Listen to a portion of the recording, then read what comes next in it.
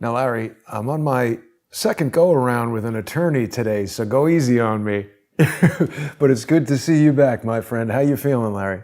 Always my very good friend. I'm feeling fine. That's good, because I think a lot of people are very concerned. I've never felt the way I do right now during a presidential transition, and I know for the people who are really holding out, it ain't over till it's over, but it's just been one disappointment after the next, and William Barr being essentially the biggest flop ever. Well, absolutely. It is a very sad period in American history. We have to rise up. We have to put our faith in God, but we have to do it for ourselves. That's why I wrote this book. It takes a revolution. Forget the scandal industry. I saw it coming. I predicted this. You didn't have to be a genius to predict it. And of course, Barr's latest dive, that's why you have him going off a diving board, all 500 pounds of him into the pool. I'm sure all the water will splash out. And he has not made a splash so far, is to say, well, I'm not going to appoint an independent counsel with regard to Joe Biden and Hunter Biden and their massive racketeering bribery scheme. But the irony of that is that a special counsel wouldn't have done anything anyway. We know that. Right. Yeah. Passes the prologue. Neither will a Justice Department, giving it to the U.S. Attorney in Delaware, Biden's home state, with a lawyer who has to go back into private practice and frankly, who could get killed if he did anything and stuck his neck out. That's not going to happen either. So we know that. And it's all a giant dog and pony show. And look at John Durham. I turned on Tucker Carlson briefly earlier. I like to see what Fox is doing, just to be critical. And they had Gates on, Rick Gates, a convicted criminal for all kinds of crimes. And he's predicting John Durham's going to bring indictments. And they bring these other clowns on. And that's all to lure people back to watch. That's what Hannity does every single night. And that's why the subtitle of my book, Forget the Scandal Industry, because it deceives people. Yeah. And it's really disconcerting because some of my best friends, not you, but others, drank the Kool-Aid, and now they've had the Kool-Aid thrown in their face. And I got to tell you, even Larry Klayman, who's used to adversity, I'm a fighter. I'm a lot like the president himself. I'm like Trump.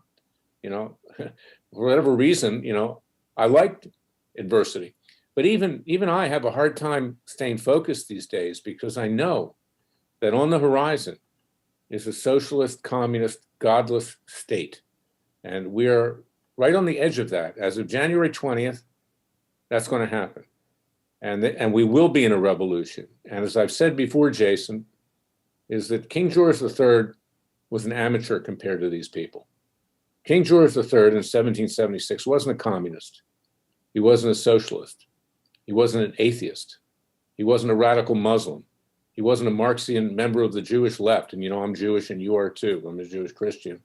So you can't take that in an anti-Semitic light. I'm telling the truth. Most Jewish people are not that way.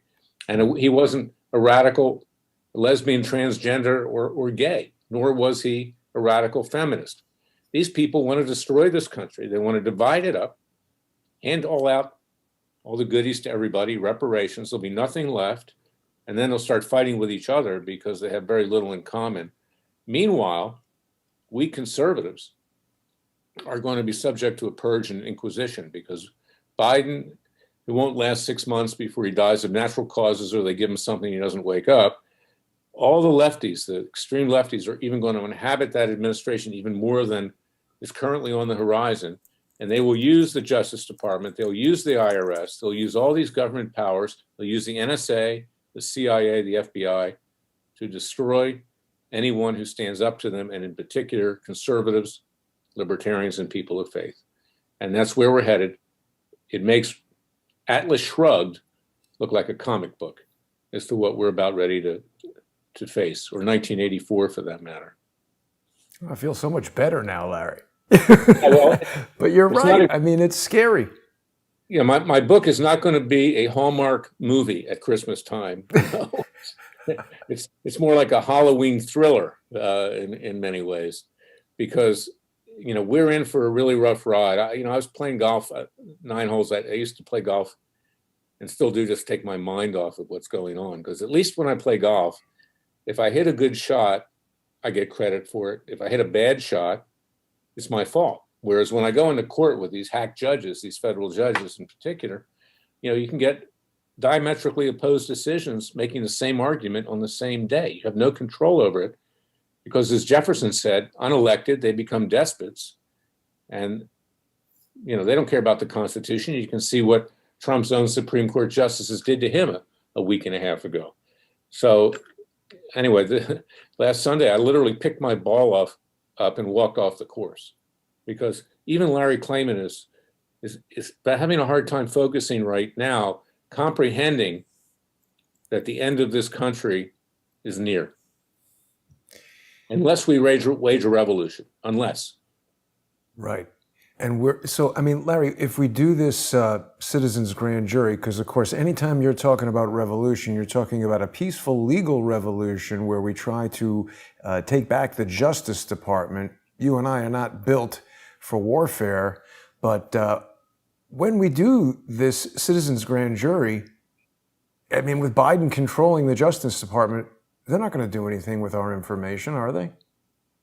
Well, we're going to reach a point, Jason, where we'll have to exercise citizens' arrests. And we have the right to do that. That's in the law. It comes from ancient England.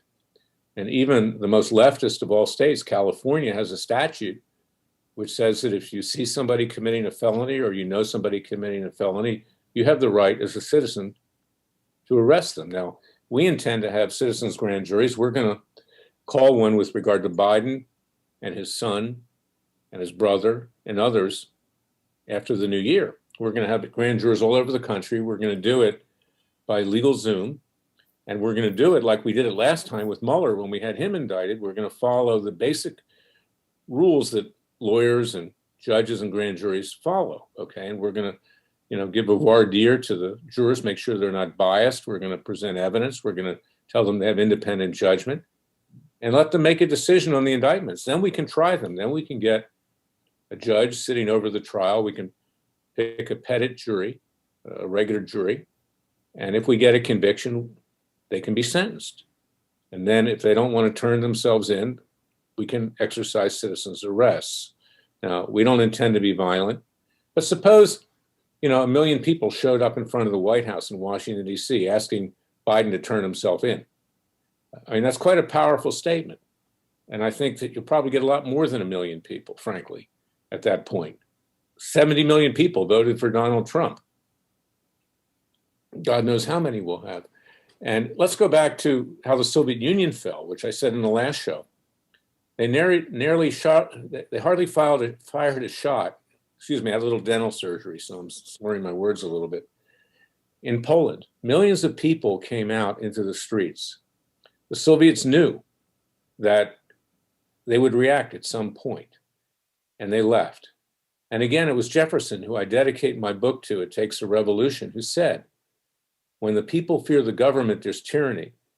But when the government fears the people, there's liberty. The government needs to fear the people because at some point, it won't be Larry Klayman, it won't be Jason Goodman, but at some point, there will otherwise be a violent revolution. And we're very close to it right now. When Biden and his hacks, his leftist radical hacks, come after guns and they try to take them away from the people, as King George did, that's going to be the flashpoint. I think you might be right, Larry. It's a disconcerting premonition, but a lot of people are starting to feel that way.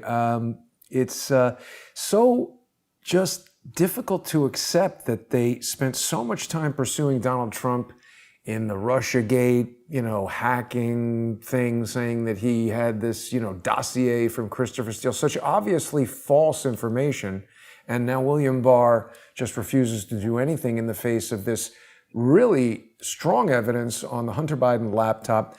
What about, Larry, tomorrow we've got William Barr stepping down and there's another guy coming. What's he going to do? Is he just going to kind of clean out his desk and hang out until January?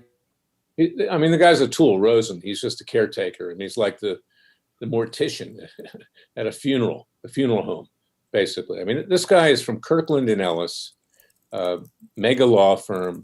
Again, like Barr, he wants to go back into private practice. He's not going to stick his neck out. That's one thing about lawyers, Jason. When I started Judicial Watch in 1994, I declared myself the anti-lawyer. the most corrupt profession in this country is the legal profession. Lawyers, judges, others. Most people out there have experienced it in family court, where you see basically the lawyers having sex with each other in front of you. Your opposite. What? I'm talking about the incestuous nature. Got it. Of the legal profession, where everybody protects each other and the clients can be damned.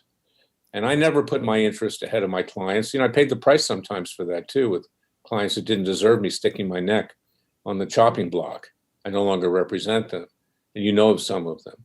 But, it's a corrupt profession, and the American people themselves need to rise up. There was a reason why Shakespeare said, "Let's kill all the lawyers." There was a good reason for that. And there's a good reason why our legislative branch of government is so corrupt, containing fools, court jesters, and criminals, because most of them are lawyers. And it's a profession where people like to play it safe. It was a way that you could have some prestige and make money, not take any risks, guaranteed good income. But that's Bill Barr. Okay, this guy is a Republican establishment hack. He's done very little for this country. And like I said last time, even Cliven Bundy and his sons, after we had a vehemently anti-Bundy judge, Gloria Navarro, handpicked by that criminally minded former Senator Harry Reid, nominated by President Barack Obama. Who was it, after we had that indictment dismissed by this hostile judge, that brought an appeal? Bill Barr. And believe it or not, it was the Ninth Circuit, the most leftist court in the land, short of the DC Circuit. The DC Circuit's even more leftist than the Ninth Circuit. And by the way, the DC Circuit care less about, individual rights. At least the Ninth Circuit believes in the little guy, whether they're leftist or not. But they dismissed that appeal. And but it was the Trump Justice Department, which doesn't even represent him, that did it, trying to put the Bundys away for life. Despicable, disgusting. I mean, this guy is I don't even have a word to describe this guy, and I don't want to make fun of his weight, because the fact that he's a fat blowhard, is You're not going to make fun of that. Yeah, right. I don't want to offend fat people, because there are a lot of nice fat people out there. But I mean, this guy's just a tub of lard. That's all he is. No, wait, let me take you back one second, Larry. So you're saying the Bundys, I'm looking here at the Cliven Bundy Legal Defense Fund website, and so they've overcome this attempt to re-prosecute them? Is that what I understood? That's correct. We won the appeal. Oh, that's amazing. When did that happen? Yeah. It happened a couple months ago. Oh, wow. But you know what? Now that Biden's in office, we have to stay. Can they bring it back again? Well, I trust that the BLM is not going to be back. Bureau of Land Management, not Black Lives Matter. Right. They made them up. And the Justice Department, who tried to entrap the Bundys, is that there's a real risk that they're going to be back, trying to take their land again and selling it out from under them, as Harry Reid tried to do to the communist Chinese. Chinese wanted that land, with kickbacks, obviously, for Harry. So that's, we have to be on the alert, and I hope the people will support that Legal Defense Fund, because we've got a fight ahead of us. And we're also trying to have courts declare, good luck, that the land belongs to the people of Nevada, because the federal government claims to own 87% of the land in Nevada, and about the same amount in Utah and Arizona, even 38% in California. How can you have a state when the federal government claims that they own the land and therefore can push the Bundys off of land that they've ranched for 150 years, where they have grazing rights and water rights? Cliven's great-grandfather, Levitt, interestingly enough, a Jewish name. He probably was Jewish. Did you know that I learned a lot about Mormonism. I have great respect for Mormons. I mean, they're generally very God-fearing people, and they're honest and they're hardworking. I mean, there's some exceptions like Harry Reid and Mitt Romney. Mitt Romney, right. I was going to say Mitt Romney. And Jason Chaffetz, he's another one. But, they're good people. And it's interesting, because when I spent so much time with Cliven in prison, he taught me about the faith, Latter-day Saints. And, it's easier to become a Mormon if you're Jewish. They really have great respect for the Jewish people. And, when you and I met at the Bundy trial, that was our first encounter. And what was the guy's name? I haven't spoken to him in so long, and now that I've been kicked off of Facebook, he was blowing the shofar, and I was very interested in that. That's Well, obviously... the Mormons believe that the promised land is the United States and that Israel is a close second. And they are a tribe of Israel. And, you don't have to agree with everything that people believe in, but as long as you believe in God and you're willing to get there, that's important. And I remember, when Cliven, they had the indictment thrown out, I walked out of the courthouse with him that day in Las Vegas, and he looked at the sky and he thanked the Heavenly Father. And it was raining. He said, "This is a good sign, because it rarely rains here. It's very arid, particularly on his ranch." And, we prayed. They pray to Jesus. They pray to the Father. It's not much different than the rest of us, but they're really good people, the Bundys. And I've become a honorary member of the family. I love these people. And but it was Bill Barr who allowed for the U.S. attorney in Las Vegas to take an appeal and put them through that for another 2 years. It's really just, I don't understand how Donald Trump could have left him in there. I mean, I really did like a lot of the things that Trump did, and I am still hopeful that some miracle comes down from the sky and prevents what is seemingly inevitable from happening here. But I just don't understand how Donald Trump could have not known all the things that are so obvious about William Barr, outside counsel for the CIA, all these pardons related to Iran, Contra, and he just has stuck the knife in on the way out the door, hasn't he? Trump has a weakness. I mean, look, every powerful, creative person has a weakness. They have an Achilles heel. And his Achilles heel, with all of his claim of being a maverick, of being a renegade, is that he watches Fox News. Okay, so, everybody on Fox News that he saw, he virtually hired. And everyone that he hired stabbed him in the back. And one of them was Bill Barr. And he listened to the advice of Joe DeGeneva and Victoria Tenzing, who said this guy was going to bring about justice, these Republican establishments types. And I like Joe and I like Victoria, but frankly, they don't have a clue as to the way it really works, even after all these years. And they brought Barr in, and, it was a Trojan horse for the Republican establishment. And he did the same thing with a lot of other people. I told you the story in another show, is that interestingly enough, I'm friendly with Gloria Allred, even though we are completely diametrically opposed politically. And, I don't agree with a lot of the things she does, and I'm sure she doesn't agree with me. But when Larry King, when his seventh wife, one short of Henry VIII, cheated on him with a gym instructor, I asked Gloria, I said, why is it that Larry isn't divorcing his wife? And she said, well, he has the worst prenuptial agreement ever written. I said, why is that?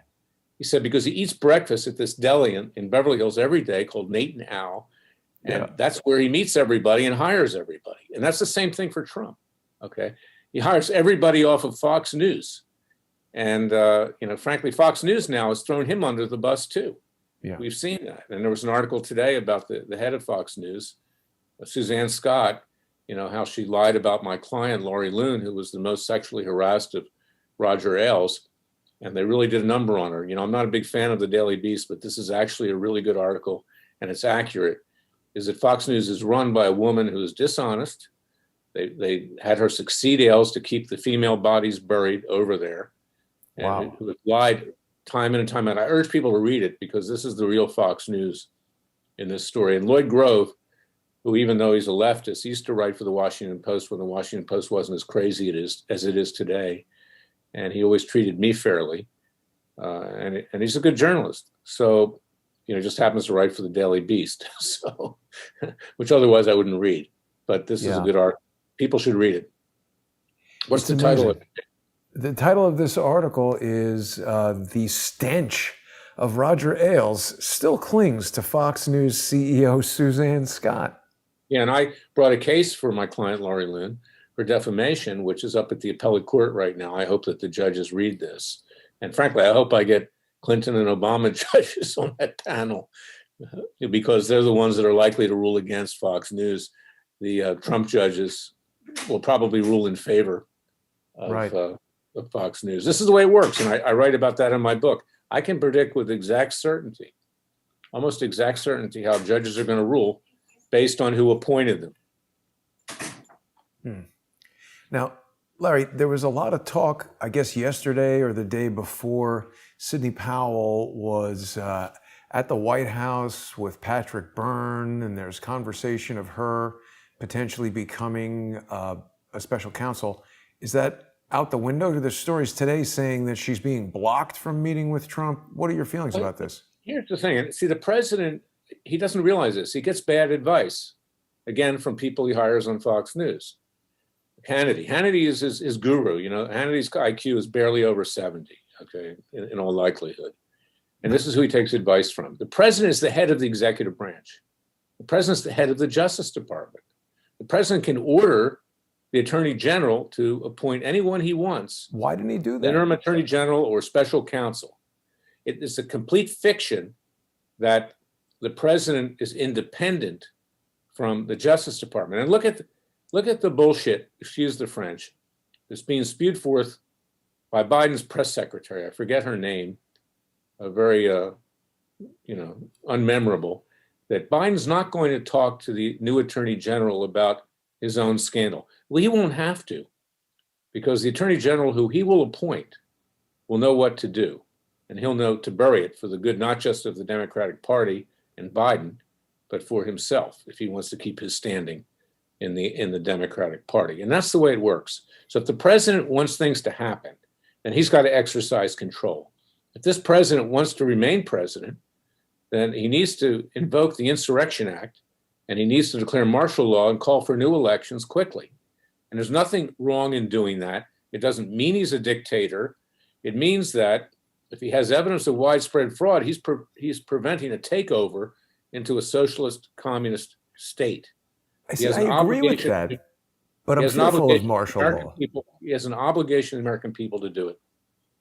I agree with what you're saying, Larry, that this has all the hallmarks of an infiltration from China, these different companies that Hunter Biden, the emails, the text messages, the testimony from Tony Bobolinsky seems to indicate that China has influence over them. But what is Trump waiting for? Well, number one, bad advice. Number two, I believe, and this, I may have said this on another show, that if Trump raises his head, I don't believe Trump will ever come back and run for president again. They'll destroy him before it gets to that point. And they'll use every avenue to do that. They've threatened his family. You know, the district attorney in New York City is a rabid leftist. They hate him. They're on the verge of indicting them for alleged tax fraud and everything else. And I think he's scared to push too hard right now. Most of what he has done in the last year has been a lot of talk and no action. First, let me tell you why. And I love the president and I wanted him to succeed. But let me be honest, because it's time to be honest here, is that, China has destroyed this country. They've destroyed the world. What did we hear from President Trump? It's the Kung flu. Oh, I put a few tariffs on. When people are dying, when we're being bankrupted, when major health costs and security costs and other costs are mounting, when we have to have trillion-dollar bailouts, and the president doesn't even freeze Chinese assets in this country to pay for it. I have to bring a lawsuit for Freedom Watch, a class action in Dallas against the communist Chinese, and one in Jerusalem, Israel, and file a criminal complaint at The Hague. And that's why I'm tired of listening to these frauds like Tom Cotton as well on TV. Gee, look at all the atrocities the communist Chinese have done, or Marco Rubio, or Lindsey Graham. They're afraid of the Chinese. They don't stand up to the Chinese. So the president has let that happen. Number two, he hasn't taken action himself. 33,000 Hillary Clinton emails. He has the ability to order the NSA to cough them up. He could have done it years ago and could have ended the Russian collusion investigation before it even started. He didn't take action with regard to Fusion GPS or Christopher Steele or anybody. He was dragged along. And then, of course, now we have the massive fraud that was committed that caused him to, quote, lose. Of course, he didn't really lose, but then he doesn't take action there either. He's the president of the United States. Abraham Lincoln took action. That's why many people rank him as the best president in American history. I don't rank him that high. I think he was a great president, but I mean, the guy took action. He declared the Insurrection Act. Others have done it too. Others have declared martial law or taking control of the cities. Look at the left going through the streets. Burning, looting, maiming, and killing. He played politics and he said, "Oh, you local mayors and governors, you deal with it." He had the power to deal with it. He didn't deal with it. If they did martial law, wouldn't we all you'd be army guys walking around. I mean, what would that look like? No, I don't think at all, because frankly, the military would support him. I believe they know what happened. But what would happen for us? Like right now, life in New York City has become immensely crappier than it ever was before. How is martial law going to improve that? I'm not talking about people walking through the streets. I'm talking about him exercising his authority and saying, "I'm not leaving the White House until we have another election. Come and get me." I'm not talking about offensive action against people. No, I'm talking about defensive action against people. And the people of this country would probably flock to Washington using their Second Amendment rights to protect Donald Trump. He's got to do that. It sounds extreme, but what we're about to experience is more extreme than that. And I'm not advocating shooting or hurting anybody, but just say, "Hey, I'm declaring a new election. I'm going to set up the mechanism to do it, and we're going to do it fairly this time." But he's not going to do that. And if he doesn't do that, frankly, he's history. He's not coming back. Well, yeah, there's been that talk of him running in 2024. I mean, I'm concerned if we'll even have a country that remotely resembles the United States that we know if we wait until 2024. There have been some really stupid news stories coming up saying Chris Christie is considering a presidential run in 2024. That sounds like about the least exciting candidate I could imagine. This guy can't be president. He couldn't even run New Jersey. He's got a mouth which, can fool you, and you may think he's somewhat like Trump, but this guy's two-faced. And, he escaped his little bridge gate by the chinny chin chin of, whatever. The guy self-destructed. So, no, I mean, Christie seems appealing because he talks straight and he takes action. And frankly, he'd certainly be probably better than the other Republicans, which aren't very good, but Christie couldn't be trusted. And, he's not Donald Trump, no. I don't think he would be a very good president, Larry. This is. Well, he's probably going to have a heart attack, I don't wish him any ill will, but I just think he's a dope.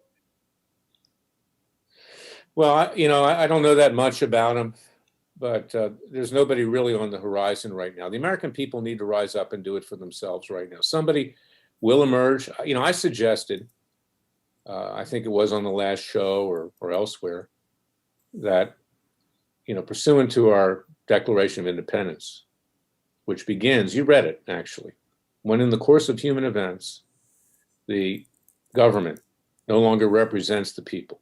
People, under the laws of nature and nature's God, have a right to alter or abolish that government and to form a new government by and for the people with inalienable rights in pursuit of happiness, liberty, etc. Okay? Or should I say, like Joe Biden, the thing, okay? The thing. The thing. The thing. So we have a right to reject this government, to say, you don't represent us anymore. And I was saying, we could go to Philadelphia. We could tell the lefties to get out of Philadelphia. We're taking over Independence Hall. We're going to nominate a president like George Washington. We're going to elect a Congress. We're going to have a real Supreme Court, not a bunch of political hacks, and a Congress. And we can start over again. And frankly, I don't think it's that far-fetched. And look what Charles de Gaulle did in World War II when the Nazis took over France, in Vichy France. He created an alternative government in London. And whatever you say about de Gaulle, he was one of the greatest, if not the greatest leader of the 20th century. Right with Churchill and others. And I don't think Roosevelt is in that league, frankly. But I mean, the guy was brilliant, and he saved France. He saved France, along with, the Allies. So Good airport. we have that right. We have that right, and we don't have a government now. We don't. Larry, there's a good comment here from Dems Punked America saying that martial law would end the Bill of Rights and Miranda rights. That sounds not good to me. No, it wouldn't end those rights. It wouldn't end them. All you basically be saying is, I'm the president of the United States. We're going to have new elections. Period. That's it. Yeah. Okay, I'm not leaving. I'm not leaving. Well, I mean, suppose, the people came out in front of the White House and said, we're protecting our president. He's not leaving. I think they have a lot of guns and they would shoot us. Huh? Who's going to shoot you? I don't know. All right, well, you come armed with your Second Amendment rights. I'm not doing that. I don't have any guns. I don't want to get shot. I'm concerned about all the things that you're saying, but...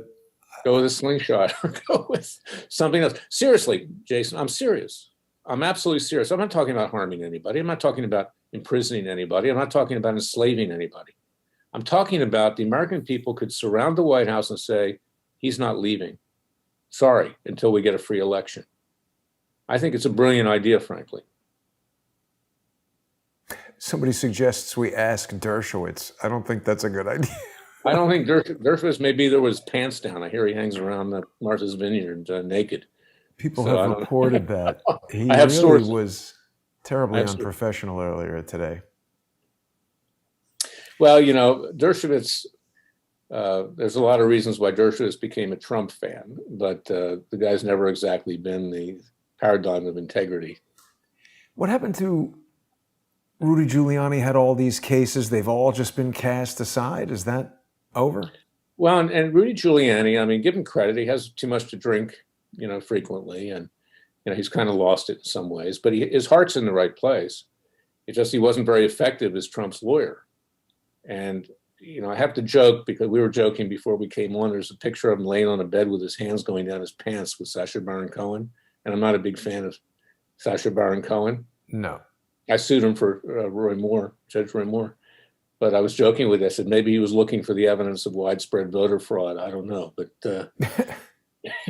what's happening with that Judge Moore, Sasha Baron Cohen case? Well, we just got permission to take Sasha Baron Cohen's deposition. The Trump-appointed judge was rather protective of Sasha Baron Cohen, but I still get an hour with him. Ooh. And we sued him for defamation for defaming this very fine man, this Christian man, Judge Moore. One of the finest people I know is a pedophile. He's not a pedophile.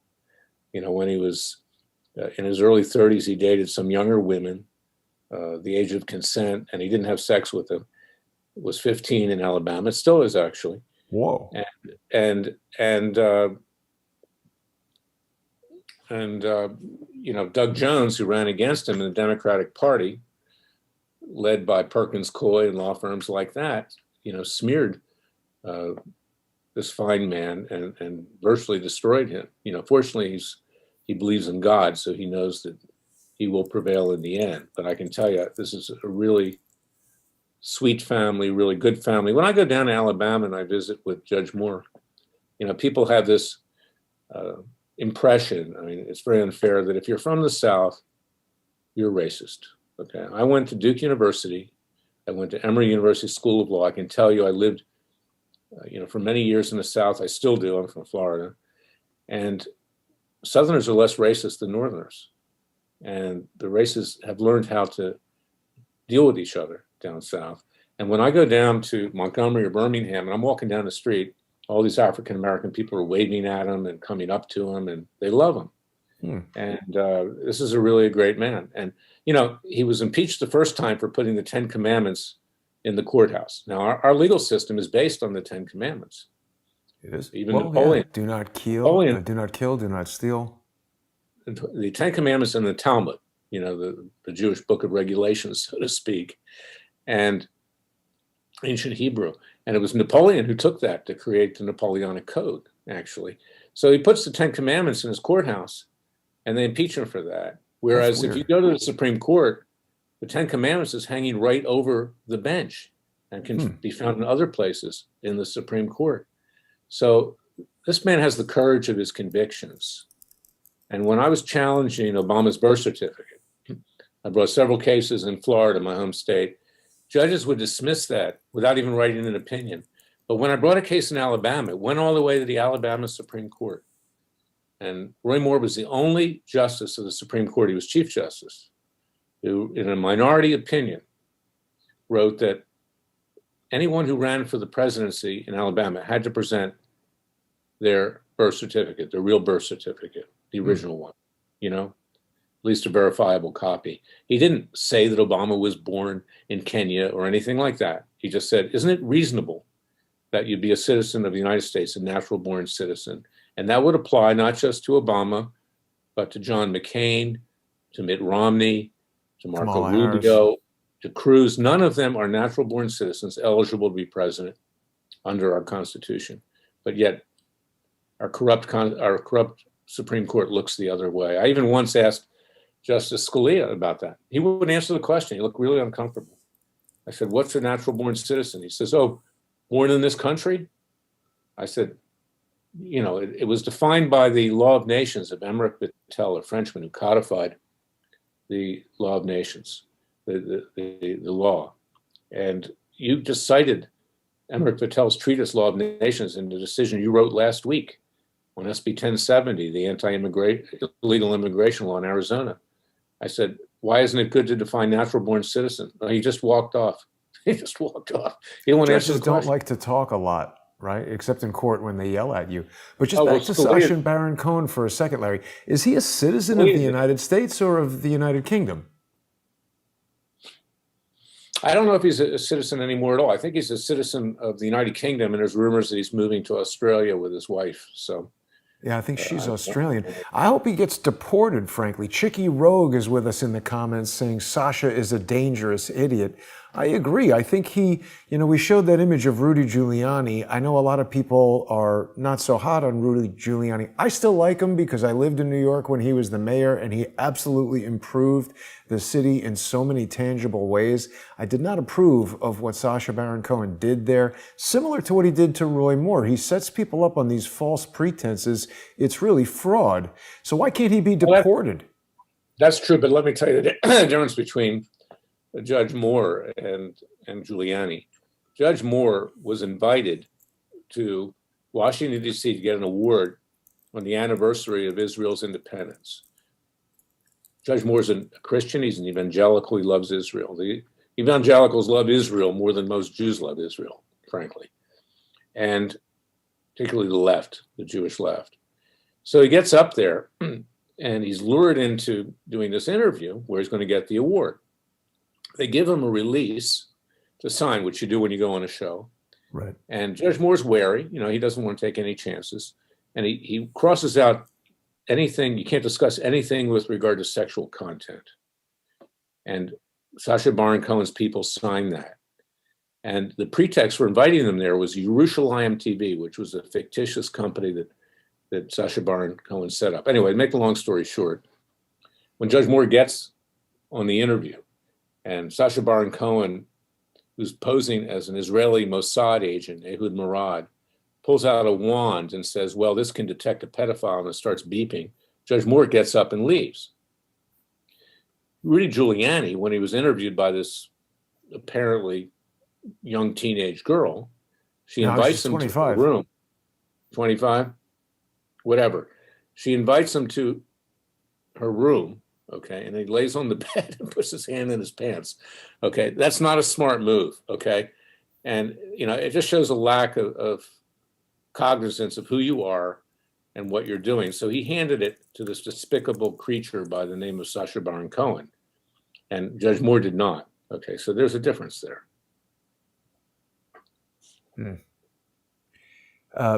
People don't like your comments about Rudy Giuliani. So no, I like Giuliani. I give him credit because he has the courage of his convictions. He stuck his neck out. He believes in the president, and he tried to do the right thing. He didn't do a very good job representing him. That's just a fact. And the person that's a sidekick, Jenna Ellis, I don't know where they got her. I mean, it's just not as serious It's not exactly the dynamic duo. No, wait a minute, Larry. They're now, I mean, look, they're gearing up to attack everybody who was helping the president, representing the president. What are they going to investigate Giuliani for? More Russia crap? I mean, he's got all this evidence Well, on the laptop. let's be candid here, okay? Giuliani's not a Boy Scout. His previous partner, Bernie Kerik, who had mafia connections. How do we know that? It was reported, okay, was convicted and did time, okay? Giuliani's current associate as well is in a lot of trouble. I'm not saying Giuliani did anything wrong, and I'm not saying Kerik did anything wrong or this associate did anything wrong, but sometimes when there's smoke, there's fire. And you know, they have stuff on Giuliani, and he's afraid. He's afraid, but I give him credit because he keeps pushing ahead like the Energizer Bunny. It's just a problem that he doesn't know what he's doing. That's the problem. At one Larry, time, let me just interject for a second, because I've spoken with Bernard Kerik. He was very friendly to me. Again, when he and Giuliani were in charge of New York City, things really improved. And I just want to maybe encourage a little deference, because people accuse you of all kinds of things that aren't true, and they say it's been reported. So I want to be careful to not condemn these guys. No, by the grace of God, I haven't been convicted of any crime, okay? So there's a big difference, okay? So that's a fact. But what I'm saying is this, is that Giuliani has skeletons, and he did good things for New York, I agree. And I've met Giuliani. You know, let me give you another story, okay? I mean, I have a lot of personal stories. You know, I could write a multi-volume work. When the Ground Zero Mosque was conceived of and built right after 9/11, I represented a first responder by the name of Vinnie Forrest, very fine guy, who was a volunteer, and he went downtown to try to help. He wound up getting buried in the rubble. And to this day, he's dying slowly. He has to take 23 drugs for the poisons that went into his system. Jeez. And Giuliani told him, I will help Larry bring a case against the Ground Zero Mosque. And when the time came for Giuliani to actually do anything, he was nowhere to be found. So I have a personal experience with that too. That's not you can good. bring. I'm sure Vinny will come on and tell you if you want to do a show with him. That's terrible that he's so unwell. I actually was looking at that mosque just the other day or a short time ago. It's right down here by the World Trade Center. We could find it kind of easily, but I don't know, Larry. I'm just feeling like pretty disappointed that we weren't able to get the result everybody wanted. I know how you feel about it. What result are we talking about, Jason? For Trump to remain the president.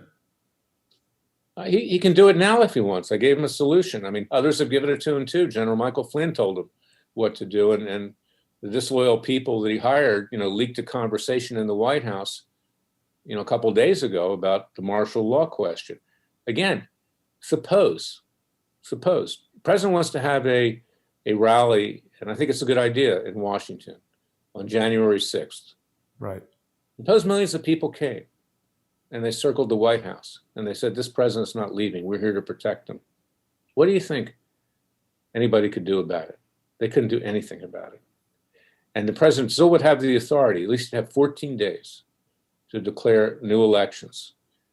And this is another thing. And I say this again. I'm talking plainly and honestly.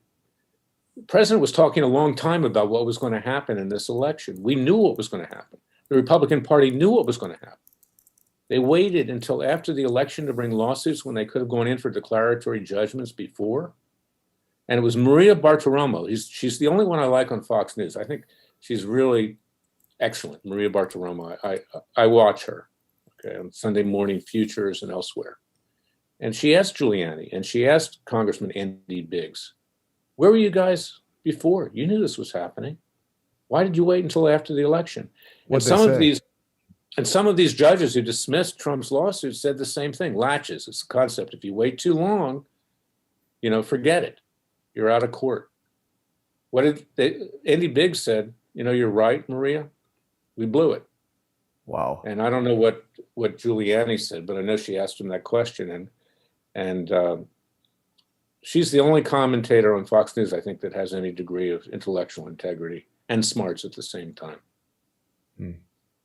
I sent her my book, and I said, she's the one person who I respect on Fox News. So keep it up. I like Laura Ingraham, Tucker Carlson. There are still some people on there, but I just think that any kind of corporate-controlled news like that is always going to be serving the agenda of the corporate overlords. We were talking earlier today. I've said this before. Tucker's two-faced. Tucker plays both sides. When he was doing Crossfire on CNN years ago, he would go after me for suing the Clintons. He, with his reporter at Daily Caller, did a real number on Jerry Corsi making false claims that Jerry was engaged in fraud with a doctor in Fort Lauderdale. Tucker's a slimy person, okay? And Laura Ingraham, I think Laura Ingram's good. I think she's bright. And she actually said before that Trump's not going to be able, because of the dynamics, to overturn this election. She was at least honest, as opposed to Hannity, who's a total liar, okay? Just wants to draw people back every night and has the IQ of a munchkin. I didn't know that Laura Ingraham had said that, but I do think it's not looking good. So, I mean, I'm not trying to be a contrarian. Yeah. But I've had, 43 years fighting these people. I know what it's about. And Jason, that I predicted long before anyone else said it, that the Supreme Court was going to throw the president under the bus, because I know it too well. I've lived it. And if you read my book, It Takes a Revolution, this is not Larry Klayman beating his chest like Tom Fitton, another Judicial Watch victory. Great, we got documents. Okay, we can hang them on the wall. Okay. I say quite plainly in that book, I haven't accomplished what I wanted to accomplish. I barely scratched the surface. I'm not the greatest thing since sliced bread, and I myself am disappointed in not being able to have accomplished more. And, I scored some major victories. And I always said, if I win 1 in 10 cases, I'm doing well. A lot of people take shots at me. Larry Klayman's a loser. He loses all these cases. You know why? Because if you're not prepared to lose, you'll never win. And I bring cases that I believe in. And because of these corrupt judges on both sides of the fence, maybe 1 in 10 gets through. But I'm not afraid to lose. I'm not afraid of Wikipedia pages with leftists taking shots at me. Because I'll go down to the end. And that's what I admire about President Trump, too. And I was a big supporter of his. I was kept away from him because of Roger Stone, who defamed me and Corsi. I always wanted to help him. I wanted to talk to him. I still like to talk to him. I wrote a letter to Mar-a-Lago. It was sent back. Sent back? Among other things. Yeah, early on. What do you mean? Why was it sent back? I don't know. Maybe he's got idiots down there. I don't know. But what I'm saying is this, Jason. He has the power. It's like Dorothy in The Wizard of Oz. He can come back from the land of Oz at any time. But he's got to man up and exercise that authority, not because of his ego, but for the American people. Because if you let these leftists take control, these radical leftists, radical blacks, radical Muslims, radical Marxians on the Jewish left, radical feminists, radical gays, lesbians, and transgenders, radical atheists. These are not the majority of people in those groups. Most people in those groups are good people. But these people want to destroy this country. And he has an obligation to prevent that. And right now, our backs are up against the wall. But he's not going to do that. And that's why I wrote the book, It Takes a Revolution, Forget the Scandal Industry, because we have to rise up. We have to take some risks here, not hurt anybody, not be violent.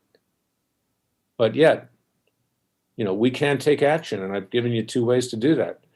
1, citizens' grand juries. 2, going to Washington and say, we're protecting this president. He's not leaving until we have new elections.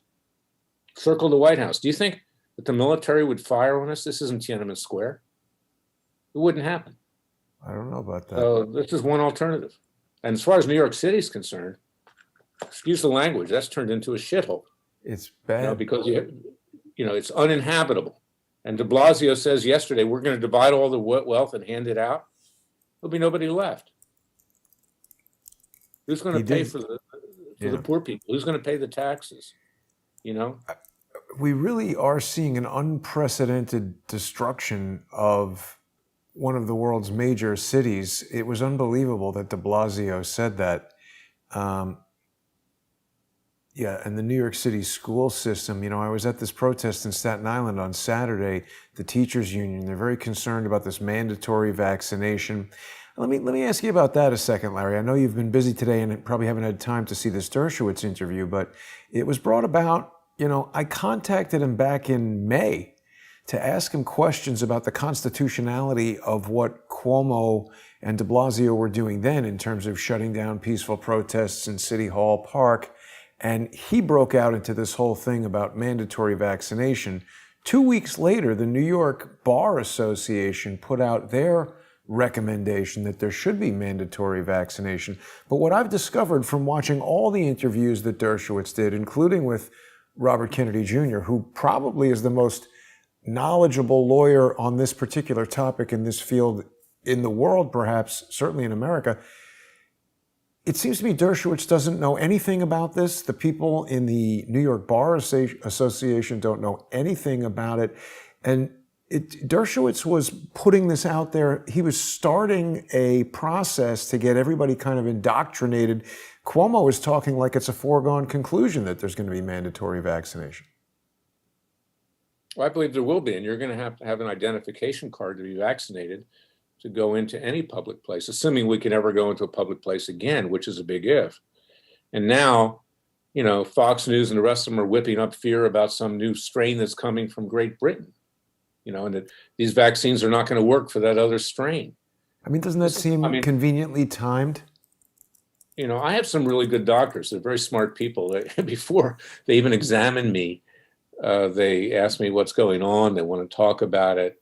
And I ask them what they know. And they say this pandemic's going to be going on for a very long time. And now we take vaccines and we still have to wear masks. I mean, so what's the point? This is where we are. And look at the poor restaurant workers. Congress abandoned them. They got no relief. They're going out of business. It's a terrible, terrible situation. And the American people, I think, have had it.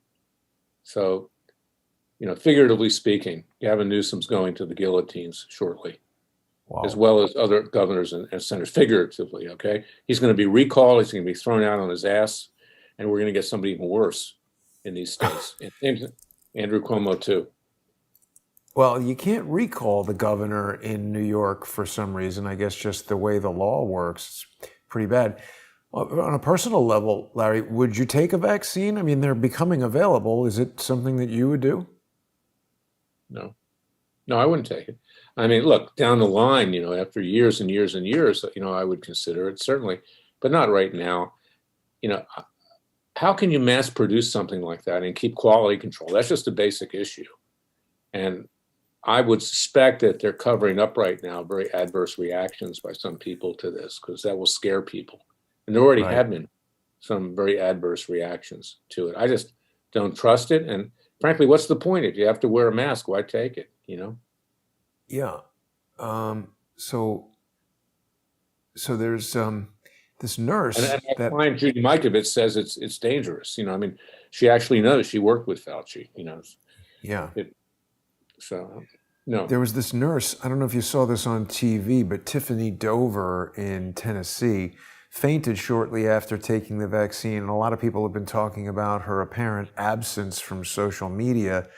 And the hospital released a video on Twitter, but it was quite strange, Larry. I mean, for me, if I was a media person at the hospital, I would sit Tiffany Dover down and just have her say, "Hi, everybody saw me have this reaction to the vaccine the other day. I'm doing fine. Thanks for your concern."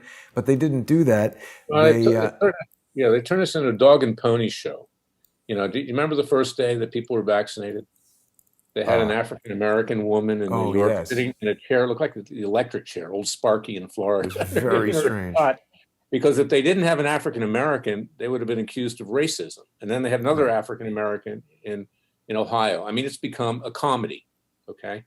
And not that African-Americans shouldn't have shots. They're equal to everybody else, and they should be protected as well as anyone else in this country. But this is the country that we live in. It's become a complete worse than a bad joke. Sorry, Larry, sorry to interrupt you, but I'm noticing something. I believe this is Tiffany Dover standing right here.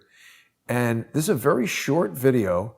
It's only, I think, 21 seconds long, and nobody says anything.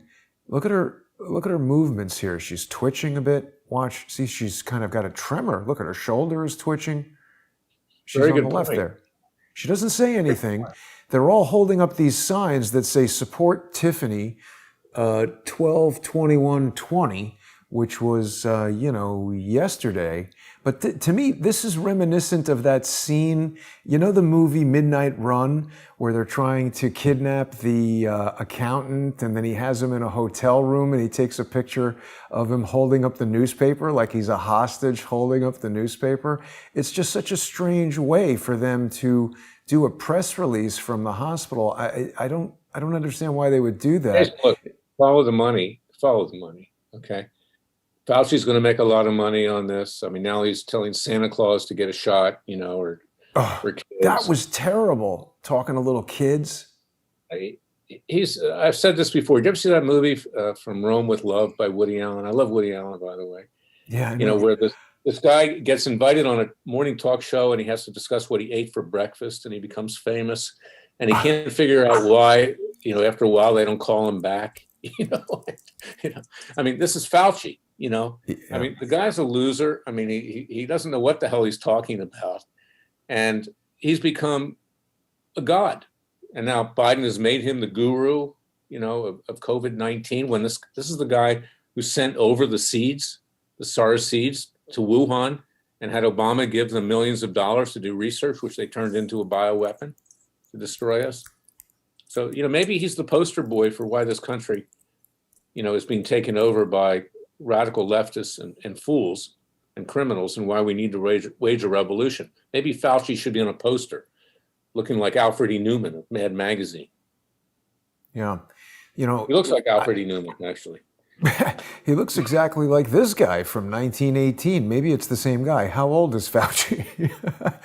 But, I got to give him credit. He's got good Italian blood. I mean, he's in his 80s, but he only looks like he's about 60. God knows what he's injecting. Healthy. Right. The thing that was interesting, I mean, I really did want to have a serious conversation with Alan Dershowitz, because I think there are a lot of facts about this that he just doesn't know. And I don't know if you were aware of this. I feel like I probably have brought it to your attention in the past, but scientists, I think at the NIH, Fauci has written about this. They dug up a bunch of U.S. soldiers who had died during the First World War, and they were buried in a mass grave in Alaska. So they were able to retrieve these corpses from the permafrost and extract lung tissue that allowed them to genetically recreate the 1918 Spanish flu virus. I read about that. That's remarkably ridiculous to me. It raises another thought. The fact that they were showcasing giving Black people shots the first day reminds me of what happened in Tuskegee with the syphilis. Okay, are Black people abused as guinea pigs? I mean, you could take it the other way too. I mean, unbelievable, frankly. Well, it's interesting. You were kind enough to join us on an episode of John Cullen Investigates, and John has pointed out a lot of this information about the resurrection of the Spanish flu. He also did a video. He's got his John E. Hoover YouTube channel, and he did a video, Are You Rich Enough to Die?, where we've been hearing here in New York that the disease affects minorities disproportionately.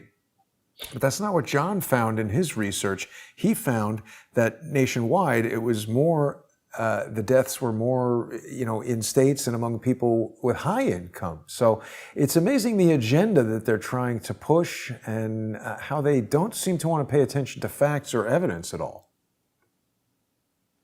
Nobody cares about facts anymore. Nobody cares about the law anymore. We are living in a nightmare, something that has been a movie before. Escape from New York is just one example. And, that's why we have our backs up against the wall.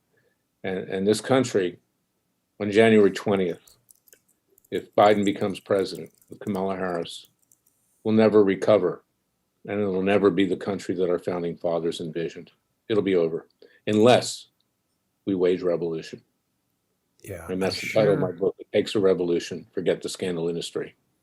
I share that concern, Larry. I do want to remind our viewers that they can join you in your fight against injustice by going to freedomwatchusa.org and donating. It's a tax-free donation, and donations of $50 or more are going to get people a gift copy of the book, It Takes a Revolution, Forget the Scandal Industry. It's a great read, and I think people are going to enjoy it.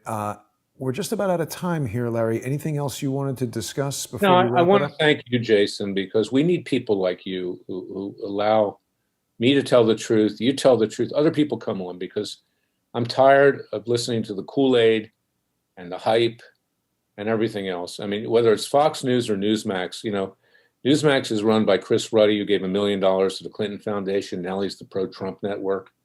I can assure you that if Biden becomes president, it's likely he'll be donating to Biden as well. Okay, he donated to Hillary when he thought she was going to be president. We need the truth, and that's the name of your show, Crowdsource the Truth. And I really appreciate that. You're my good friend. You're an honest person. I trust you. There are very few people in this world that I do. So thank you for everything you do. I appreciate that, Larry, and thank you as well. And I want to thank the generous sponsors of this show who make it possible.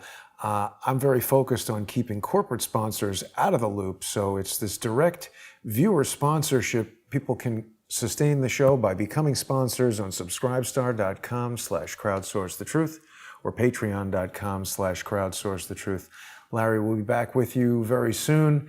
Everybody's going to have their eyes on what's happening the next couple days and weeks, and I'll be back tomorrow.